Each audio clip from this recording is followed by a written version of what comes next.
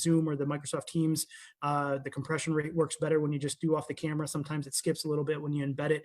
So, it's just been interesting from that aspect of it. I have addressed the full team, which has been really cool on this. We started obviously the offseason program last week. So awesome meeting last Thursday. Got a, chance to see everybody. We're trying to work out the kinks Monday and Tuesday, doing a lot of individual meetings and a lot of position group meetings just to get the guys used to the technology and logging in. So when we logged in with everybody on Thursday, it was awesome. It was like 4 pages of faces I'm scrolling through, trying to see everybody and just get caught up. And it was really exciting. There was great energy. The players were excited, I think, to see each other. Certainly in these times where maybe you're used to seeing the same faces day in, day out. When you get on a call with 100 plus, it's pretty cool from that aspect. So I thought that was neat. We had another big meeting yesterday. We got another one today. Yesterday was really interesting. We actually had a technology little mishap, I'll call it, where the call dropped and, people lost Wi-Fi. And, so you instantly go into panic mode. You're like, okay, now what? Like, how do we get 100 people back on a call? And within 2 minutes, everybody was back on. So that was pretty awesome. I thought that was great. And certainly there's going to be those types of challenges going forward. And it's just great to see our guys be able to, handle those situations, log back in. Actually probably in the end, they're more comfortable with this technology than any of the coaches. So they're used to this stuff. They're just kind of, they can click on, click off. And, they probably have phones and tablets and computers. And, most of us, if we're not in the same spot in the exact same situation, clicking on the exact same app, we're lost. But those guys are pretty good at kind of adapting in those situations. So it's been pretty cool from that aspect, Mike. Thank you. Yep. Dave Burkett. Thank you for doing this call. Good seeing you, and hope you and the there we go. Sorry. Thanks for doing this call, Matt. Good seeing you, and hope you and the family are doing well, staying safe. Appreciate that. 2 questions for you. First, what is your recollection of 2011, the lockout year? Just I guess you guys had even less of an off season then you have now. Just what worked so well for you guys transitioning to the season? Is there an example of something that maybe allowed you to be successful that you can put into practice in the coming months? Yeah. Certainly that was an interesting year for us. Different but same, circumstances where we obviously, were not in contact with the players and they weren't here for the spring from that aspect. So I do feel like this is, with technology and where we're at now as compared to then, I feel that we're obviously great opportunity to do something this spring. I thought the leadership of the team back then was really important. It's something that we talked to our guys, last week about stepping up and really taking control of the situation. Certainly first and foremost, though, what's most different is, right now I'm still very concerned just with everybody's safety. I think as things kind of move and loosen up a little bit in some of the states, I still just want everybody to be really careful to stay healthy from that aspect of it. Otherwise, it can just, it's just a real thing. So I think for us, the biggest point is just making those emphasis of really strong leadership right now amongst the coaches and the players, amongst each other, trying to maximize the amount of time. I think there's probably a little bit of an edge that some teams will be able to get here this spring in these situations based on the makeup of the team. And we're going to try to get as much of that edge as possible. And a lot of that just has to do with the guys going out and doing what they're supposed to do. It's really a good question, Dave, I would say from a standpoint of what the league and kind of the PA and the coaches worked out as far as the offseason program choices. So, being the virtual classroom versus the virtual workout programs, in those situations. And we elected to go with the virtual classroom because I thought the information was important for us to be able to talk to the players and communicate exactly kind of some of the terminology, especially with 2 coordinators. And really just I have full trust in our guys are going to go do what they need to do from a physical standpoint. I think that'll be the biggest key for making sure they come back physically ready to go. But I think our guys understand what training camp looks like. And I think they understand what the demand for them physically is, at this point. So for us, it's about getting the information out there. And I think one of the things in 2011 that was unique too was just how training camp was handled, understanding that, we didn't have that spring kind of teaching to go along with it. So we really took a little bit slower, if that makes any sense, and how we handled some of those stuff from a playbook standpoint so that we could actually just get the on-field work done at the highest level, if that makes sense. Yep. And then second, this is totally off topic, but I was wondering if you've watched the Michael Jordan documentary at all, and just what's your appreciation of him as a competitor, and the how he willed himself to win. Yeah. So I haven't watched it because I that's one of those things where when I get that time, I just want to binge all of it, at once. I'm a big Michael Jordan fan from a standpoint of the competitiveness that he that he brought every single day. We do a lot of stuff with the team where I really enjoy watching things like that with the players. There's certain 30 for 30 specials, different documents that I like to watch. And I think some of that perspective of older professional athletes, and sometimes when it's out of our sport, I think it even has a bigger impact, things like that we can relate to the guys. So that's definitely one of those deals where I'm kind of waiting. I want to do it kind of all at once. And then probably some really good messages in there for everybody to kind of take away from. I was really fortunate to be around Doc Rivers for a little while when I was out in Boston, and talk about the competition between those two, and just kind of some of those stories and how competitive they were. I mean, I love that stuff. I love just that competitive to the bone, like on the court, on the field, like, hey, it's competition to the max. I love that stuff. So I'm excited about it. I know a couple of our guys have been watching it, and we've been talking about it a little bit, but that'll be a good one for me. Yeah, definitely. Figured the competitiveness would be up your alley. Thank you. Yeah, I love it. Yep. 20-man. Hey, Matt, thanks for taking the time. Absolutely. Good to see you. Yeah, good to see you. I was just curious. Obviously, free agency was a little bit different this year, kind of some strange times. When you guys sat down and put together your plan, I'm just curious, how much did guys knowing the system or guys that you were familiar with play into the fact that maybe you weren't going to have an off-season training program, and you'd maybe take advantage of guys who maybe knew the scheme a little bit more, you were familiar with in terms of putting that free agent plan together? Yeah, I would say really good question. Definitely part of the process, but actually probably not the initial part of the process. Really, when we sit down way before free agency begins and we're kind of looking at rosters and team building, one of the things that Bob and I and his staff and my staff like to do is just kind of say, all right, what does the big picture look like? What does the spring look like from a standpoint of availability? And what I mean by that is player availability. So free agency, the draft, all of the different areas that you build your team, there's basically a couple different ways you build the team, right? There's free agency, there's the draft, there's the 53 cut down, and there's trades. Like that's really kind of, the major ways that you can change the team, those 4 avenues. So with 2 of them back to back between free agency and the draft, one of the things that I think everyone did an outstanding job this year of is identifying, okay, what are our needs? What do we really need to do to help this team and the areas and the positions? And then where do we think there's a surplus of players to get those needs filled? Was it, hey, we think the draft is really deep in this area. We think free agency is going to be deep in this area. There might be areas where we feel like, hey, we're really going to struggle to fill this need because there's just, it's going to be hard in both of these situations coming up. And that's something we're going to have to keep long-term from a team building standpoint, in the forefront of the conversation. And I think that, we put a plan together like that of how we needed to fill all those needs. And then, things change in the course of that process, as you're going along, and you got to be ready to monitor and adjust.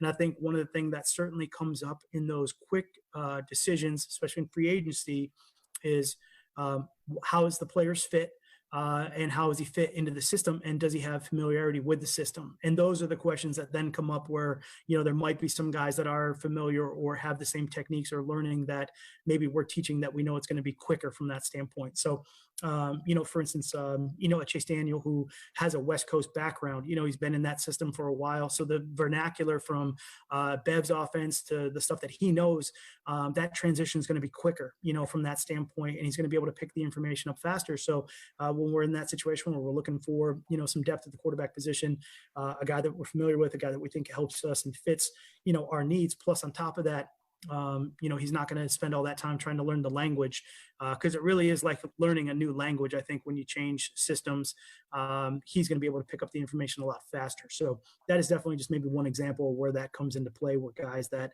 have some background in it, it does help. Justin Rose. Hey, Matt, how you doing? Good. Make sure you get your tacos in today. I know, I love it. I wanted to follow up a little bit on the conditioning program. I know you're saying, guys, hey, take care of yourself, but not everybody has a 45-degree incline like Marvin Jones does in his yard. What are you guys sending them as far as maybe something to follow? And obviously more body weight are you focused on, or how are you making sure these guys are at least getting some sort of guidelines? I know they know how to take care of their bodies, but at the same time, from a team aspect, you want to make sure they're prepared for everything. Yeah. And I would say, really interesting kind of what's going on right now. Josh Schuler is doing a great job of kind of, what we did is basically this. We established different levels of ways to reach out to the team and tried to just get a ground base of what everybody's situation. So when we talk about taking care of your bodies, there's a lot that goes into that, stretching, hydration, nutrition, rest, recovery. And then there's obviously the strength training. And I would say the biggest element that is different for everybody is the strength training portion of it, because everyone has different setups, whether you have gyms in your garage, you have equipment, you don't have equipment.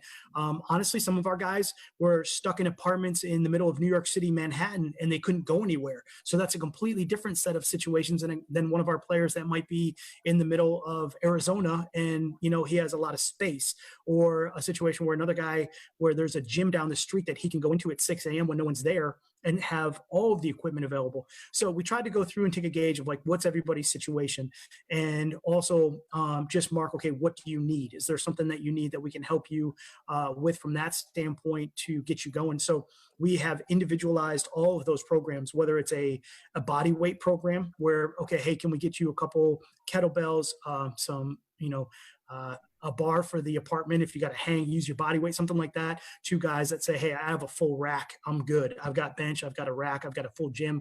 And we've individualized all those programs for those situations. Along with that, though, I would say that people's situations are changing and people are finding different avenues. So we're adjusting as we go along to that. But I would say the strength training part of it has really been kind of the most interesting challenge from that aspect, to say, hey, what do you have and what can we focus on? Maybe a situation where it's like, I have this pieces of equipment. Well, okay, we really know we can train heavy these body parts and we can help these muscles grow and get stronger. We're going to miss out on some of these body parts. So stabilization is more important. Let's get some bands. Let's do some different things here where we can hold the muscle groups together, because we know we're going to be able to but train really hard those certain areas. We want to make sure that everything else is stable. And then just, the programs, the stretching and, the recovery stuff, we're sending out all that information. We're actually have just a numerous amount of resources available to them. And it's almost kind of like we've joined the era of, these different companies that have virtual workouts online or on an app, and they can go in and grab one and go. And so we have all of that available to them. And then we try to track what they do from that standpoint so that we can help guide them through maybe, hey, they did this today.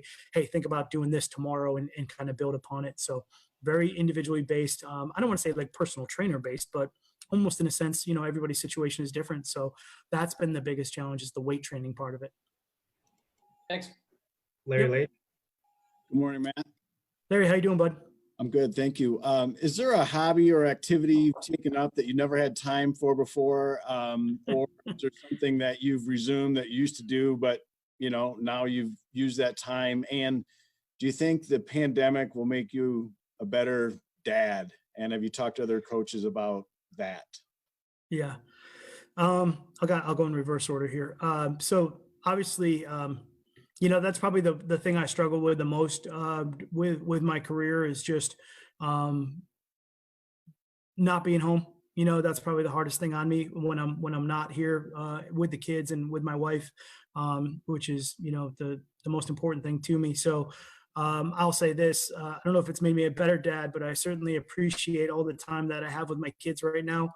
And my wife, we were actually just talking about this last night. I know there's probably a lot of people, that feel, the quarantine, they get a little, whatever you want to call it, stir crazy, or kind of, they're looking at the same people every single day. But for me, man, I appreciate so much every day when I get a chance to get up and see my wife and see my kids. And, I'll just come downstairs, I'll work. This morning, I had the three of them there sitting on the couch on the other side of the room as I was working, and they're, like everybody, one of them's on an iPad, the two of them are fighting over another iPad, whatever it is. But it was cool just to have them down here with me, and then, brought them upstairs and, made sure they had breakfast, came back down to work. So just having those opportunities to just be around them for those little snippets here and there, or give them a hug or give them a kiss or whatever it is.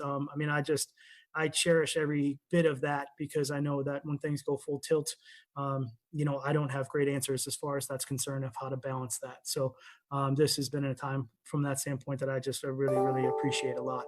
Hobbies are tough. There's a lot of things that I like to do. But honestly, when we're not kind of working, the draft was interesting. It was a big buildup, to get ready for that. And then obviously with the offseason program. So I can't say I don't have things that I always, like to try to mess around with. Here, I'll just show you one. So there, I don't know if you can see it, but that's a ukulele. All right. So there you go. I gave you a little tidbit. I'm playing a lot of Barbies right now too. I don't know if that works for you, but when my 4-year-old daughter asked me, to play, it's really hard to turn that down. Chris Burke. Was the ukulele part done? Are we you gonna play for us? Oh. Well, thanks for doing this. So you've covered a lot of the, like nuts and bolts and the teaching part of this. Obviously there's a camaraderie aspect of it. You've talked a lot about, getting the offensive line on the same page and secondary linebackers working together. Yeah. How do you bridge that gap, when guys can't be around each other? Yeah. Great question. 2 parts, I guess I would say. The hardest one is obviously the on-field stuff, and getting guys to work and communicate on the field with each other. That's the one where, going back to the question kind of previously asked was, we're going to have to be really smart when we get into training camp to try to emphasize certain things or set up certain scenarios where we really concentrate on the on-field communication and pulling those groups together on the field. That'll be very important for us in training camp. I would say right now in the virtual world, we're just trying to do things like we would do in the classrooms and things like we, just having different meetings and guys getting together and talking and sharing and building that brotherhood and that team the best we can through this. And what's fascinating, again, I kind of go back to what I said earlier. I think these guys are actually better at it than we are. I think they're used to kind of having these sort of interactions and relationships and being very open, in conversing and sharing in these settings. So it's actually been pretty neat to watch from my end, where I'm a much more, I like to kind of be, live and in person and feel the energy and be around everybody. It's been interesting from this aspect to watch them, really grow. I'm just telling you, if you, to feel the energy through a Zoom call, which was crazy last Thursday when everybody kind of saw each other.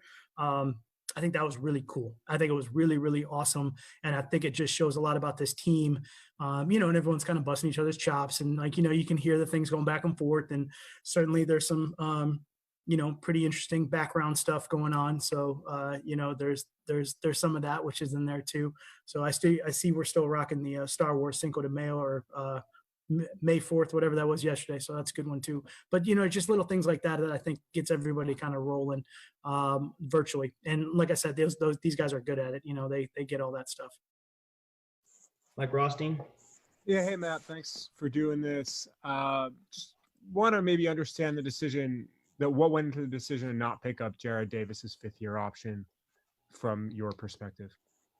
Yeah. I would say from the contract standpoint of things, I usually like to keep a lot of that private. I would say, from where we are right now and kind of the times that we're in right now, we made a decision that was best for the organization. It's certainly something that we talked to JD about, and Bob did a great job of communicating all of the stuff that was going on, and just trying to push forward with certainly some uncertain times, as we get into this season. Right now, just thought that was the best decision. But I would say this, there is no doubt that, JD is one of our, strongest leaders on defense. He's a great player, someone, we continue to build around. And, from that aspect of it, he and I just talked more so about, this is a short-term conversation as far as whatever this contract situation is. And for me, it's about long-term. So, we're just going to go out and try to do everything we can this year to have our best season possible. And, we'll take it and go from there. So really, really clean, easy conversation from that standpoint. Just to be clear, based off of what you just said, would you still have interest in having Jared Davis around long term then? Yeah, I mean, I think JD is a cornerstone of what we're trying to do, and he's in those big picture plans of what we're in, where we're trying to go. So we'll just kind of, like I said, make sure that we have the best season we can this year, and then go from there. And he's JD is by far he's a solid rock leader, everything you want in the program type of guy. So from that aspect of it, he's everything of what we're having meetings during the offseason, building around, trying to get him, to continue to grow and develop and to get better. So he's a great kid. I mean, he's awesome. Kyle Meinke. Matt, thanks for your time. I had one question. Now I have two. First, can you play any songs yet on the ukulele? Or Good question. I'm gonna definitely not play, and I may call them songs. You would call them noise. So we'll probably just leave it at that. Fair enough. Second one for you. You pride yourself so much on being a teacher. When it comes to Jeff Okuda, there's such a learning curve when it comes to that position. Playing cornerback as a rookie, you have less time on the field now with him. How are you bridging that circumstance and getting him ready for week one? Yeah, great question. I mean, from that standpoint of just, teaching all of these guys that we have coming in, certainly the corner position, which is a ton of technique work from that aspect of it. And again, his position coach last year, Jeff Halfley, is a good friend of mine.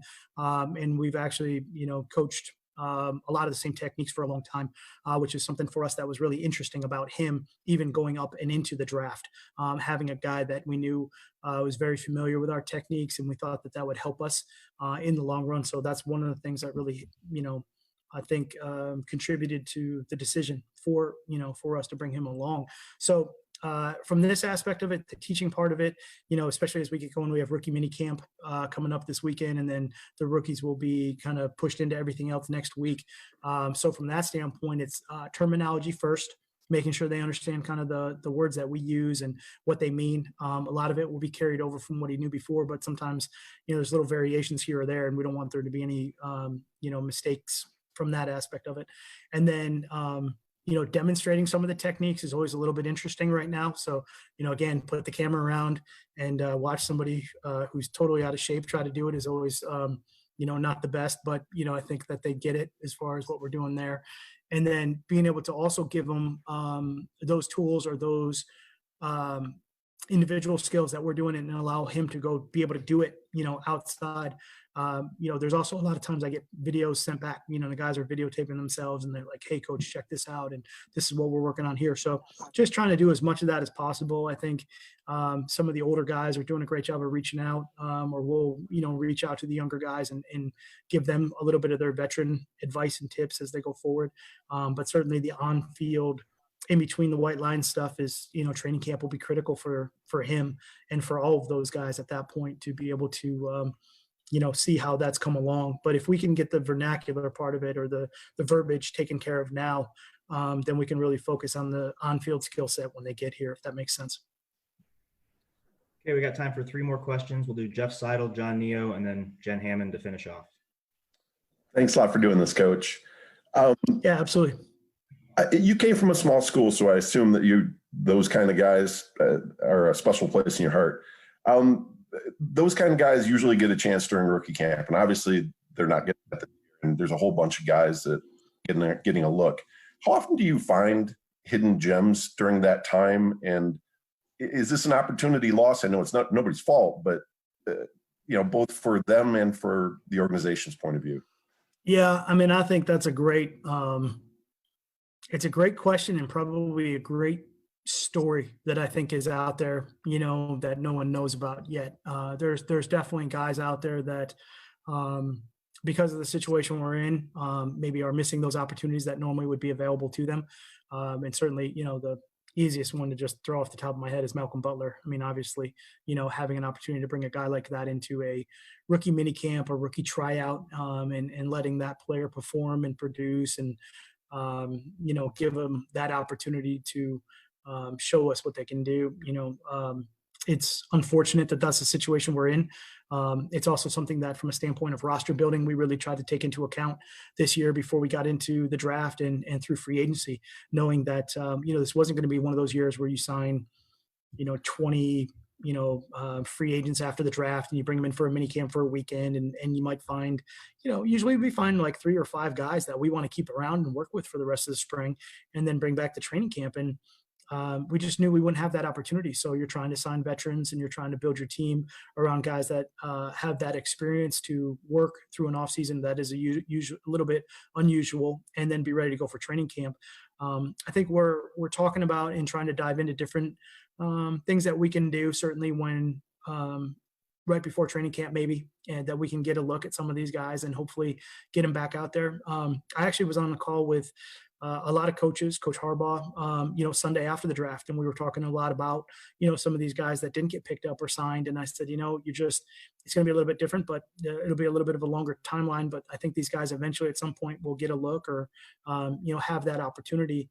But it's just a slower timetable from that standpoint because of the unknown of going back to training camp. So I do think that, there is those missed opportunities, but hopefully those guys that are in that boat are out there working and preparing because when that phone call comes and they get that opportunity to go to an organization and, get out on the field and show, what they can do, they just got to be ready to go, and it's got to be at the highest level. So hopefully they can just keep that focus in kind of these uncertain times. John Neo. Hey there, Matt. Thanks for doing this. Couple quick ones here. One, you mentioned it with players and working out on their own, et cetera. Have you guys specifically asked them or encouraged them in terms of safety, especially in states where the things are starting to open up, to not go to facilities or gyms, et cetera? And then separate from that, Jamie Collins, what are you getting in him? And I guess why was that so important an addition in free agency for you guys? Yeah. I'd say the first part of it is absolutely safety right now is my biggest concern with everybody, and everybody's health. Unfortunately, kind of seeing what the virus has done to some people that have gotten sick and even those people that have recovered from it. It really is a pretty difficult thing to deal with. So, and then obviously the severity of what the virus can do is a whole different level. So, from that aspect of it, it is my number one concern right now is to just be patient, and make sure that you're not putting yourself in harm's way, to make sure you're not putting yourself, but then bringing it home to your family or to your loved ones and putting them in harm's way. It's, as I say to them, it's not worth it. It's just not worth it. So I know everybody is eager and everybody wants to do the right thing, but it's not worth it. So just be safe and be smart and, just do a good job of taking care of yourself from that standpoint. So that is my biggest concern from that, and I think that's just in general. I think everybody is waiting for that moment when things ease up a little bit. And I think that's when probably we all need to be the most cautious and the most careful at that standpoint so that there isn't a rubber band effect. Jamie Collins, just kind of answering that question. Obviously a great player that I've had, blessed fortune of being around before and drafting and watching him grow and develop as a player. Probably one of the most amazing athletes I've ever seen from a standpoint of someone that big, that strong, that powerful, and some of the athletic stuff he can do. Some of the things he does is amazing from an athletic. I literally watched him one time stand at the line of scrimmage and try to grab the ball out of the quarterback's hand as he was throwing it and it's just like, he just can do those things. Sometimes you run into those type of athletes. So from that aspect of it, he's a very versatile player, has great flexibility, is a threat in the rush, is a threat in coverage, is very smart, communicates really well. He's mature. He has great leadership about him. He's professional. He attacks his job the same every single day, and he loves this game and he grinds at it. He works hard. And I just thought, to be able to bring a guy like that into our organization and to allow him to help kind of develop some of the younger players that we have, even at the linebacker position, just was, great opportunity for us that we got really kind of, I thought, it was something that happened during free agency. I didn't really think that would be an option, and it happened. And I just was really excited for us, to be able to have him. Okay, Jennifer, last question. Thank you very much. Nice to see you, Matt. Good to see you. Kind of a twofold question. The first one being, you were talking specifically a little bit about guys' workouts and things they're doing. Have you seen the video of Ty Johnson pulling a Jeep? Yep. Yeah, I was going to mention it. I was just glad he had a helmet on. Obviously, pretty sure there was someone in the car to hit the brakes in case he slipped. So, I go to safety first. A little bit of that is too. It's a Jeep. So once you get it moving, right, the ball bearings kick in and the tires go. So, some of that I was busting his chops about a little bit, but I did see it. Yeah. So it wasn't that hard is what you're saying. Oh, I certainly could not do that. I would blow my Achilles, knees, elbows, forget about it. There's no way. Yeah. My other question quickly is just give me a sense, you talked a little bit about parenting and being present and how things are different for you at home with your family. Conversely, how is it different for you? You're a coach. You're usually a hands-on guy. You're very much in and around your guys, touching them, pushing them, motivating them. How much of a challenge is that going to be for you? And how have you thought about kind of redefining or reinventing your style a little bit in these times? I think the biggest thing for me is just, it certainly is like I mentioned, the squad meetings, I got excited just seeing her, but I wanted to just get a bunch of bear hugs out and, and do all that stuff. And we couldn't, but, I think that just making sure that I'm as authentic as I can be and making sure that they understand of all that, that we do have when we're in the same room, that, that care, that level of, compassion, that level of, how much I just appreciate them, just to make sure that that really comes through and to make sure that that message comes across. I think the one thing that's always interesting for me, and again, I'm Italian, so I like to talk, but, I do think there is a limit with some of this, virtual teaching and being able to get right to the point on some things, because everybody's environment is a little bit different. And certainly there are distractions when we're not in a normal classroom setting, and things might, come up that they have to address. So just trying to make sure that the most important thing is that the information is out there appropriately, whatever they need, from that learning standpoint, but also to make sure that, the natural side of what we would get from being in that classroom setting comes through too. Do you feel like you're a better head coach going into your third year, or maybe more, I don't know if relaxed is the word I'm kind of struggling for, but just. Yeah.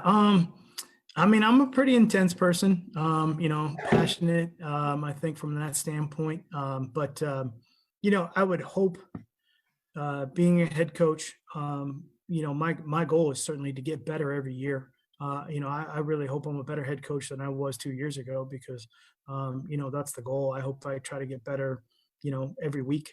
Certainly these are new challenges, this is different. And I think all the head coaches in the league are trying to figure out the same thing. And, it's really good. I'm very lucky to have some great friends and friendships throughout the league to be able to talk about different ideas and thoughts, which is cool.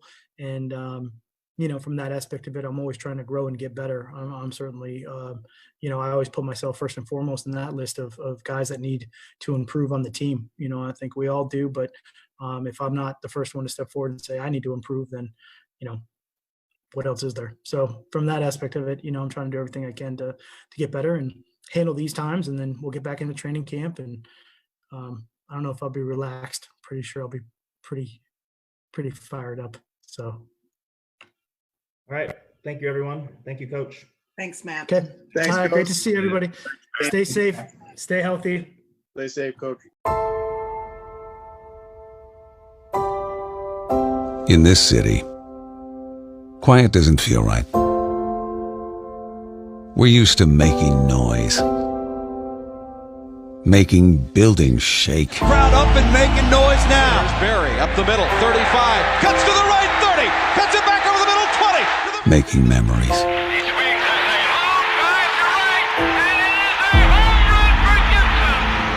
In Detroit, the moments that ring loudest and we remember most are those we shared together. NBA World Championship. And the athletes who've earned a special place in our hearts are those that share our values. Hard work. Forecourt to Blake for a dynamite dunk. toughness, consistency.